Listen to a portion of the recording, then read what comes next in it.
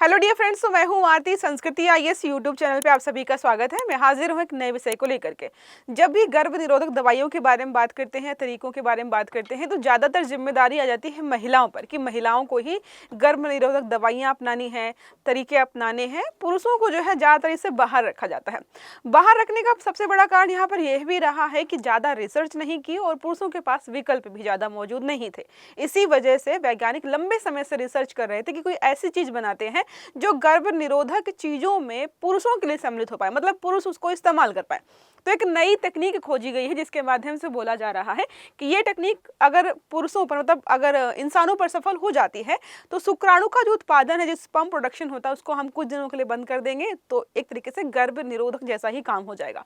क्या लिखा है? कॉर्नेल विश्वविद्यालय के वैज्ञानिकों ने पुरुषों के लिए सुरक्षित, प्रतिवर्ती और गैर हार्मोनल दवाई यहाँ पे या गर्भ निरोधक विकसित किया है। अब ये क्या है, यही समझना है हमें। अध्ययन में JQ1 यौगिक का उपयोग करके शुक्राणु उत्पादन को अस्थायी रूप से रोकने, अस्थायी भाई परमानेंट नहीं बंद करना है, वरना बाद में जो है बच्चे पैदा करने में समस्या हो सकती है। यह खोज पुरुष गर्भ निरोधक विकल्पों को थोड़ा सा बढ़ाना है, क्योंकि हमें पता है अभी तक दो ही चीजें हैं, एक कॉन्डोम हो गया और एक नसबंदी है। कुछ दवाइयां भी आती हैं, लेकिन दवाइयों को लेकर के महिलाओं ने चिंता व्यक्त की। अपने जो है स्वास्थ्य को लेकर के अब बहुत सारी समस्याएं उत्पन्न हो रही थी, तो दवाइयों पर लोगों ने ज्यादा फोकस किया नहीं, क्योंकि वो हार्मोनल डिसबैलेंस कर रहे थे। वैज्ञानिक पहलू यहाँ पर यह कि जो JQ1 है, इसका इस्तेमाल किया जाता है जो कैंसर में या कैंसर पेशेंट पर सूजन वगैरह को कम करने के लिए, एक तरीके से चीजों को रोकने के लिए इसका इस्तेमाल ऑलरेडी किया जा रहा था। अब अर्धसूत्री जो स्पर्म सेल्स होती हैं, उनके बनने की एक पूरी प्रक्रिया होती है, जिसको हम जानते हैं यहाँ पर मायोसिस के नाम से। अर्धसूत्री विभाजन होता है, पहला चरण यहाँ पर प्रोफेज होता है। अगर हम इस पूरी प्रक्रिया को स्टार्टिंग में ही बंद कर दें तो स्पर्म बन ही नहीं पाएंगे। जितने दिनों तक ये बंद रहेंगे, ये बनना प्रोडक्शन बंद रहेगा, उतने दिनों तक ये गर्भ निरोधक के तरीके काम करेगा। आप समझिए कोई फैक्ट्री में कोई मशीन लगी है, कोई चीज बनाती है, जब हमें नहीं चाहिए कोई चीज तो हमने मशीन बंद कर दी, उसके बाद जो है जब हमें चीज चाहिए तो मशीन फिर से स्टार्ट कर दी। अगर कुछ और समझना हो तो मान लीजिए कोई फसल है, आपके घर पे कोई पेड़ पौधा लगा हुआ है, आप पानी देंगे तो वो फलता फूलता रहेगा, फूल लगे हुए हैं। जैसे ही पानी आप देना बंद करेंगे, कुछ दिनों के लिए वो सूख जाएगा, फूल देना बंद कर देगा। तो सिमिलर वही प्रोसेस है कि यहाँ पर अगर हम रोक लगा दें तो स्पर्म प्रोडक्शन बंद हो जाएगा, अर्धसूत्री विभाजन बाधित हो जाएगा, विकासशील शुक्राणु कोशिकाएं यहाँ पर सारी मर जाएंगी। शुक्राणु विकास के बाद आवश्यक जीन गतिविधि अवरुद्ध होती है और वो सारी बंद हो जाएगी, जिसके माध्यम से हम इसका इस्तेमाल भविष्य में कर पाएंगे। अब ये जो रिसर्च इन्होंने की है, इसका टेस्ट इन्होंने चूहों पर किया है। चूहों पर तो फिलहाल इनको सफलता मिली है। 3 सप्ताह तक इन्होंने उपचार किया, शुक्राणु उत्पादन बंद रहा। उसके बाद 6 हफ्ते के बाद, अब जाहिर सी बात है ये जो टेस्ट करना है, कुछ दिन तक बंद रहने के बाद शुक्राणु का उत्पादन शुरू भी होना चाहिए। तो उन्होंने 6 हफ्ते बाद फिर से शुरू किया, दवाइयाँ चली और चीजें जो है पूरी तरीके से नॉर्मल हो गई, मतलब फिर से चूहे कंसीव करने में सफल हो गए। गैर हार्मोनल है, जाहिर सी बात है कोई हार्मोनल डिसबैलेंस नहीं होगा। 6 हफ्ते के बाद आप नॉर्मल पहले जैसे हो जाएंगे। सुरक्षित है, क्योंकि यहाँ पे बोला जा रहा है शुक्राणु जनन स्टेम कोशिकाओं पर कोई भी इसका अस्थायी या स्थायी असर पड़ता ही नहीं है। दीर्घकालिक प्रभाव देखें तो इंजेक्शन या पैच के माध्यम से आप जैसे भी लेना चाहे ले सकते हैं। अब साइंस एंड टेक्नोलॉजी के दृष्टिकोण से समझे तो प्रजनन स्वास्थ्य पर सुरक्षित तकनीकी के तौर पर देखा जा रहा है। लिंग समानता को अगर हम समझे तो गर्भ निरोधक जिम्मेदारी पुरुषों पर भी आए, एटलीस्ट जो है सिर्फ महिला को ही यहाँ पे टारगेट ना किया जाए। वैज्ञानिक नवाचार हो जाता है, जो भी हमारे पास ऑप्शंस थे पुरुषों के लिए उसको बढ़ाया गया है। नीति और योजना यहाँ पर है कि परिवार नियोजन कार्यक्रमों में पुरुषों की भी भागीदारी बढ़ाई जाएगी। अब कुछ और चीजें हैं, समझ लेते हैं।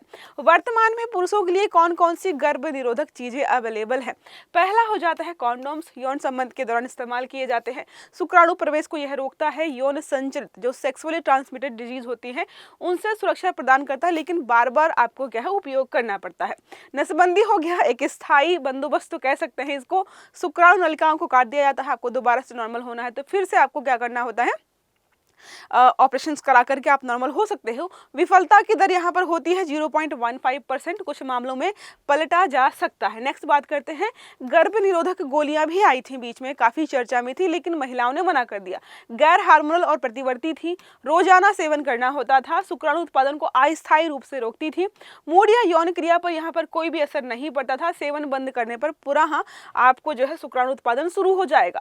पुरुष गर्भ निरोधक गोलियां कैसे काम करती हैं? मुख्य रूप से विटामिन ए के मेटाबोलाइट को अवरुद्ध कर देती हैं। हार्मोन मुक्त शरीर की प्राकृतिक हार्मोन पर कोई असर नहीं पड़ता है। गोली बंद करने पर पहले जैसी चीजें हो जाती हैं और न्यूनतम दुष्प्रभाव के बारे में बोला जा रहा है। अब प्रभावशीलता की तुलना करें कि कौन सी जो गर्भ निरोधक तरीका है पुरुषों के लिए कौन सा बेटर है। नसबंदी हो गया, कॉन्डोम्स हो गया, गर्भ निरोधक गोलियां। तो नसबंदी 100% प्रभावशीलता यहाँ पर है, लेकिन इस साथ में स्थायी भी है, उच्च सफलता दर है, कभी कभी उल्टाई भी, मतलब आप नॉर्मल हो सकते हो। कॉन्डोम्स का 85 से 95% तक प्रभावशीलता है, उपयोग पर निर्भर करता है, यौन संचारित संक्रमण से सुरक्षा भी प्रदान करता है। पुरुष गर्भ निरोधक गोलियों में प्रारंभिक जो परीक्षण है यहाँ पर उच्च रहा है, प्रतिवर्ती है, हार्मोन मुक्त होता है, रोजाना लेने योग्य भी है। उपयोग और सुविधा के बारे में बात करते हैं तो वो हम सबको पता है कि तुरंत उपलब्ध हो जाता है, हर बार आपको इस्तेमाल करना पड़ता है, स्थायी है, ऑपरेशन करते हैं। गोलियां क्या है, दैनिक लचीली होती हैं, किसी समय शुरू करिए किसी समय बंद कर दिए, कोई समस्या नहीं होती है। दुष्प्रभाव और जोखिम हर चीज का होता है, इनका भी है।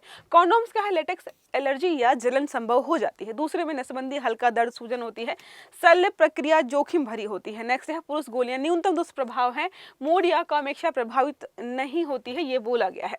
बात करते हैं लागत और विचार कि तो हमें पता है कि ये बार बार जो चीज आपको खरीदनी पड़ेगी, जाहिर सी बात है आपकी लागत बढ़ जाएगी। यहाँ पर नसबंदी प्रारंभिक खर्च तो अधिक होता है, लेकिन ये परमानेंट हो जाता है। पुरुष गोलियां भी आवर्ती खर्च है, लेकिन सर्जरी की तुलना में कम कष्टदायक होती है, इसलिए हम सस्ती मान सकते हैं। पुरुषों और जोड़ों के लिए क्या महत्व? दोनों लोगों के लिए साझा जिम्मेदारी, तो पुरुष गर्भ निरोध में सक्रिय भाग ले सकते हैं। जेंडर इक्वालिटी का मुद्दा हमारा यहाँ पर आ जाता है। विकल्पों में वृद्धि हो रही, जाहिर सी बात है सबको ज्यादा ऑप्शंस मिलने चाहिए, महिलाओं के पास बहुत सारे हैं, तो यहाँ पर स्थायी कर दिया है। बेहतर परिवार नियोजन हो जा पाएगा, दोनों ही यहाँ पर क्या करेंगे, पार्टिसिपेट कर पाएंगे। अतिरिक्त जानकारी अगर हम देखें तो JQ1 फिलहाल मानव उपयोग के लिए सीधे नहीं बनाया गया, क्योंकि बोला जा रहा है कि ये तंत्र संबंधी समस्याएं उत्पन्न कर सकता है। शोध में शुक्राणु जनन स्टेम कोशिकाओं को सुरक्षित रखना मुख्य प्राथमिकता है। ऐसा बोला जा रहा है कि कहीं कुछ गड़बड़ होगी तो ऐसा ना हो कि स्पर्म जो फॉर्मेशन था वो परमानेंट बंद हो जाए, तो समस्या खड़ी हो जाएगी। यह शोध पुरुष गर्भ निरोधक में गोल्ड स्टैंडर्ड विकल्प की ओर पहला, कह सकते हैं पहला कदम है। भविष्य में इसका पुरुष गर्भ निरोधक क्रांति में योगदान संभव है। तो कुल मिलाकर के अभी इस रिसर्च के फायदे ज्यादा दिख रहे हैं, चुनौतियां और नुकसान फिलहाल कम है, क्योंकि इन्होंने कम से कम छेड़छाड़ करने की कोशिश की है कि भाई पुरुष को या पुरुष के शरीर को या हार्मोनल चीजें बिल्कुल भी डिसबैलेंस ना हो, कोई नकारात्मक प्रभाव ना पड़े। प्रश्न है, पुरुषों के वर्तमान गर्भ निरोधक विकल्प कौन कौन से हैं? अभी उनके पास क्या क्या ऑप्शंस अवेलेबल हैं? कॉन्डोम्स और नसबंदी हो गया, पुरुष गर्भ निरोधक गोलियां हो गई, हार्मोनल गोलियां हो गई, या फिर ए और बी दोनों। सही आंसर देना है आपको कमेंट बॉक्स में। आई होप ये आर्टिकल आपको समझ में आया होगा।